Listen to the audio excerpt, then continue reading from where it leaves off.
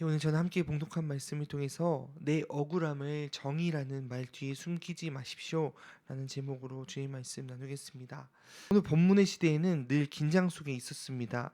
누군가는 억울하게 맞고도 아무 말도 못했고, 누군가는 법정에서라도 내 몫을 찾아야 겨우 숨을 돌려야만 했습니다. 나의 것을 빼앗기는 일, 내 시간에 강제로 끌려가는 일, 내 자존심이 사람들 앞에서 구겨지는 일은 그 시대만의 이야기가 아니지요. 오늘 우리도 분명히 똑같습니다. 누가 한마디 툭 던진 말에 마음이 무너지고요. 부당한 일을 한번 겪고 나면 밤에 잠이 안 옵니다. 그래서 우리는 자꾸 이 정의를 외칠 때가 있습니다. 이건 공정하지 않아. 이건 잘못이야. 그런데 가만히 마음을 들여다보면 정의라는 말 속에 이런 마음이 섞여 있을 때가 있습니다. 내가 당한 만큼은 돌려줘야지. 내 억울함은 누가 갚아주지? 오늘 본문에서 예수님은 바로 이 지점을 건드리십니다. 눈에는 눈, 이에는 이라는 말로 대표되는 이 정당한 보상의 원칙에서 출발하십니다. 그런데 예수님께서는 그 원칙을 이용해서 내 억울함을 풀어내려는 우리를 멈춰 세우십니다. 예수님께서 말씀하십니다. 악한 사람에게 맞서지 말아라. 누군가 뺨을 치면 다른 뺨도 돌려대라고 하시고, 속옷을 달라고 하면 겉옷까지 내어주라고 하십니다. 억지로 오리를 가게 하시면 십리를 가라고 하게 하시고, 달라는 사람에게 주라고 말씀하십니다. 그리고 마침내 우리를 가장 불편한 자리로 데려가십니다. 바로 원수를 사랑하고 너희를 박해하는 사람을 위해서 기도해라 라고 말씀하시는 것입니다. 여기서 우리는 묻게 됩니다. 예수님, 이게 현실에서 가능한 이야기입니까? 억울함을 억울함으로 끝내지 말라는 것입니까? 그럼 정의는 어디 가야 합니까? 악은 그냥 넘어가야 합니까? 오늘 말씀은 이 불의를 모른 척하라는 말이 아닙니다. 오히려 이 정의라는 이름으로 내 마음속 이 복수가 자라나는 것을 꿰뚫어 보시는 말씀입니다. 예수님은 우리의 억울함을 무시하지 않으십니다. 다만 그 억울함을 내 손으로 갚으려는 방식에서 끊어내게 하시고 하나님께 맡기면서 사랑으로 이기는 길로 우리를 초청하고 계십니다. 오늘 아침 우리가 붙잡아야 할 질문은 이것입니다.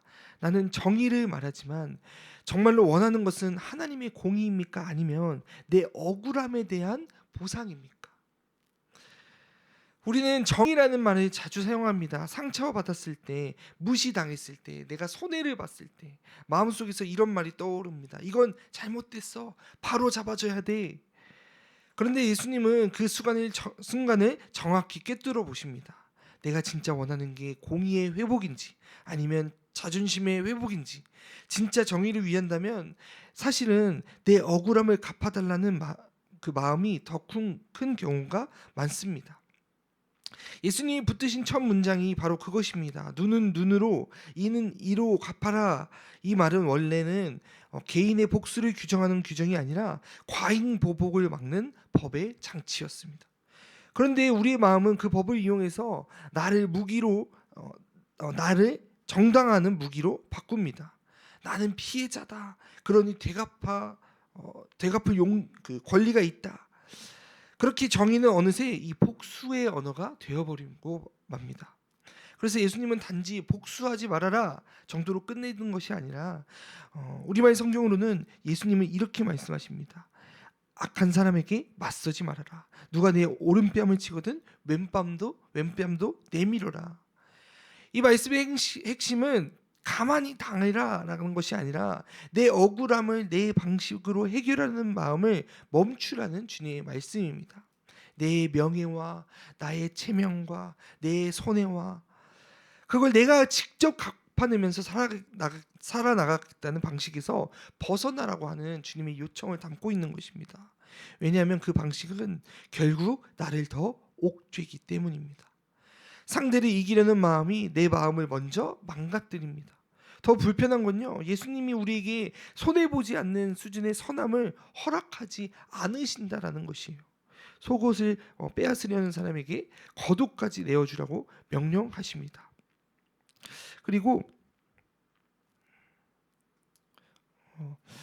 억지로 한 길을 가게 하는 사람에게 두 길을 가라고 말씀하십니다. 그리고 마지막에는 이렇게 말씀하십니다. 너희 원수를 사랑하고 너희 너희를 박해하는 사람들을 위해서 기도하여라.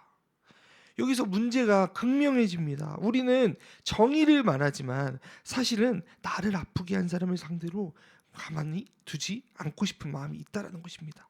이기고 싶고 무너뜨리고 싶고 최소한 내 마음에서라도 심판하고 싶을 때가 많습니다. 그래서 원수를 사랑하라는 말씀은 감정의 문제가 아니라 결국 내가 누구의 심판을 믿고 있는가의 문제를 담고 있는 것이죠. 결국 예수님은 우리 안에 질문을 드러내십니다. 너는 정말 하나님을 믿느냐? 내 억울함을 하나님께 맡겨드릴 수 있느냐? 아니면 끝까지 내 손으로 갚아야만 마음이 풀리겠느냐? 오늘 본문이 말하고자 하는 메시지는 이것입니다. 정의의 언어를 빌려서 내 억울함을 갚고 싶은 마음, 그 마음이 예수님의 제자에게 가장 위험한 함정이라는 것이죠. 예수님은 정의 대 불의의 싸움 이전에 내 억울함이 내 삶의 주인이 되는 것을 멈춰라 라고 우리를 초청하고 부르십니다. 그리고 그 자리에서 하나님 나라의 방식, 보복 대신 사랑과 맞섬 대신 맡김과 승리 대신 십자가의 길을 세우라고 요청하십니다. 사랑하는 성도 여러분, 우리는 사실 내 억울함이 먼저 끌어오를 때 정의라고 말하고 싶어질 때가 많지요. 그 순간은 아주 되게 현실적입니다. 누가 내 말을 가볍게 여기고 내 노력을 당연하게 여기고 내 선의를 이용하고 내가 당한 손해를 당신이 참으십시오라고 정리해버릴 때입니다. 그때 마음속으로 정의의 언어가 먼저 올라오는 것 같지만 실제로는 이런 감정이 먼저 일어납니다. 분함과 수치와 억울함과 모멸감과 이 불안함이 나타나죠. 그리고 우리는 그 감정을 정의라는 이름으로 포장합니다. 특히 이럴 때입니다. 내가 모욕을 당했다고 느껴질 때, 내 자존심이 깎이고 존중받지 못했다고 느껴질 때, 그래서 내가 가만히 있으면 무너진다라는 두려움이 올라올 때 예수님은 바로 그 지점을 겨누고 계십니다. 우리 39절 40절 말씀 함께 읽어보겠습니다. 그러나 나는 너희에게 말한다. 악에 맞서지 말라. 누가 내 오른뺨을 치거든 왼뺨마저 돌려대어라. 누가 너를 고소하고 누가 내 오른뺨을 치거든 그때 너는 무엇으로 너 자신을 지킬 것인가? 주님께서 물어보십니다. 그리고 내가 손해를 봤다고 느낄 때입니다. 시간과 돈과 기회와 자리와 평판을 빼앗겼다고 느낄 때, 그래서 이대로 끝내면 나는 바보가 되는 것처럼 느껴질 때, 그 억울함이 몰려올 때입니다. 40절에 누가 너를 고소하고 속옷까지 가져가려 하거든 겉옷까지도 벗어주라고 주님께서 말씀하십니다. 예수님은 이렇게 손해가 실제로 일어나는 자리에서, 그 손해가 발생하는 자리에서 우리에게 제자의 선택을 요구하고 계신다라는 것이죠. 다음은 내가 힘의 논리를 마주칠 때입니다. 힘의 논리. 상대가 더 강하고요. 제도나 분위기가 내 편이 아니고 억지 요구가 정당화되는 상황일 때입니다. 우리 41절 말씀 읽어보겠습니다. 누가 내게로 억지로 1밀리온을 가자고 하거든. 이건 단순한 개인 갈등이 아니라 권력관계 속에서 생기는 억울함입니다. 누가 억지로 너에게 1밀리온을 가자고 하거든. 그때 우리는 더 쉽게 정의를 외치며 이 보복의 길을 갈 때가 있습니다. 내 안에서 정의라는 말이 커지면 커질수록 동시에 복수하고 싶은 마음도 커지는 바로 그때에 예수님은 제자의 길을 선택하라고 요청하고 계시는 것입니다. 왜냐하면 그때야말로 내가 무엇을 믿는지가 드러나는 시점이기 때문입니다. 내 억울함을 내가 갚아야만 살 수 있는 사람인지, 아니면 하나님께 맡기고도 사랑을 선택할 수 있는 그런 제자의 삶을 살아가는지 우리에게 묻고 계신다는 것이죠. 오늘 본문이 겨누는 사람은 노골적인 악인보다 의로운 말을 할 줄 아는 사람입니다. 겉으로는 정의를 말할 줄 알고 속으로는 내가 당한 건 누가 갚아주나 라고 말하는 그런 사람들입니다. 성경에서 이 긴장을 가장 적나라하게 보여주는 인물이 있습니다. 바로 다윗입니다. 다윗은요, 기름 부음 받은 왕이었죠. 동시에 억울함과 모욕을 실제로 당한 사람이었어요. 사울에게 쫓기고요, 누명을 쓰고요, 인생이 망가질 정도로 흔들리면서까지도 그때마다 다윗 안에 늘 두 싸움이 있었습니다. 칼을 들면요 즉시 해결할 수 있어요. 내가 억울함을 내가 갚아낼 수 있었다라는 것이죠. 그러나 칼을 내려놓을 때 바로 하나님께 맡김이 시작된다라는 것이죠. 나의 명예와 주장을 하나님께 두는 다윗을 우리는 볼 수 있습니다. 다윗은 사울을 죽일 때 사울을 죽일 기회가 왔을 때 정의라는 명분으로 충분히 칠 수 있었죠. 누구도 다윗을 탓하지 않은 상황이었고 사람들은 오히려 이건 하나님의 뜻입니다라고 말해주기까지 합니다. 그때 다윗이 보여준 태도는 오늘 본문과 닮아 있습니다. 내 손으로 갚지 않겠다. 내 억울함의 판결은 주님께 하나님께 맡겨드리겠습니다 라고 이야기하는 것과 같습니다. 물론 다윗도 완벽하진 않았습니다. 나발 사건에서는 분노가 폭발해버려서 보복하려고 했고 아비가일의 중재로 멈춰 세워집니다. 이 장면이 중요한 이유는 우리도 이와 마찬가지이기 때문입니다. 평소에는 정의를 말하다가도요 내가 무시당하고 손해를 보면요 마음이 바로 복수로 기울어질 때가 많습니다. 다윗은 의의 언어를 알고 있지만 억울함의 마음도 함께 가진 사람이었습니다. 그래서 보복하지 않는 것이 무엇인지 실제의 삶에서 배워야만 했던 사람이었죠. 우리도 마찬가지입니다. 정의를 말하는 내가 사실은 내 마음의 판결문을 원하고 있을 때 예수님은 다윗이 배워갔던 그 자리로 우리를 초청하고 계십니다. 그렇다면 예수님께서는 억울함을 갖고 싶은 그 마음을 어떻게 풀라고 말씀하셨을까요? 억울함이 올라올 때 예수님은 먼저 내가 당한 일이 별것 아니다라고 줄이지 않으십니다. 그 대신 억울함을 다루는 방식에 대해서 말씀하고 계십니다.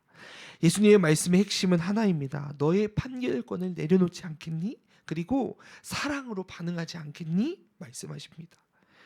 예수님은 다음과 같이 세 가지의 방법을 말씀하십니다. 첫 번째로 보복의 손을 내려놓으라. 악한 사람에게 맞서지 말아라. 우리 38절, 39절 말씀 함께 읽어보겠습니다. 또 눈에는 눈, 이에는 이라고 말씀하신 것을 너희가 들었다. 그러나 나는 너희에게 말한다. 악한 사람에게 맞서지 말아라. 계속 읽어보겠습니다. 누가 내 뺨을 여기서 예수님은 정의 자체를 부정하시는 게 아니라 내가 직접 해결하고 싶은 마음, 내가 직접 치고 싶은 마음, 그 감정의 칼자루를 내려놓으라고 말씀하십니다. 내가 응징하면 속은 시원할 거예요. 그런데 결국 나는 그 사람의 방식으로 함께 가게 된다는 것이죠. 예수님은 그 자리에서 한 걸음 물러나서 하나님께 판결을 맡기는 믿음으로 서라고 요청하십니다. 두 번째로는요, 권리 집착을 내려놓으라는 것입니다. 40절, 41절 말씀 함께 읽어보겠습니다. 40절, 41절. 누가 너를 고소하고 속옷을 가져가려 하거든 겉옷까지도 벗어주어라. 누가 내게 억지로 1밀리온을 가져가거든 2밀리온을 같이 가주어라. 예수님은 억울함의 뿌리를 흔드십니다. 억울함은 대개 내 권리와 내 체면과 내 손해에서 불이 붙는다는 것이죠. 그래서 예수님은 권리를 더 챙겨서 이겨라 이것이 아니라 권리 집착을 내려놓고 오히려 더 자유롭게 그 선을 경계를 선택하라고 권면하십니다. 이건 당하라라는 말이 아니라 내 삶을 상대의 악과 폭력에 종속시키지 말라는 말씀입니다. 그 사람이 내 감정과 행동을 조절하게 두지 말아라 라고 요청하시는 것이에요. 그 대신 하나님 나라 사람답게 내가 선택해서 사랑의 길을 선택하라는 것입니다. 세 번째로는요, 원수까지도 사랑하라. 그리고 기도하라. 아버지의 자녀답게 기도하라고 요청하십니다. 우리 44절, 45절 말씀 함께 읽어보겠습니다. 44절 시작. 그러나 나는 너희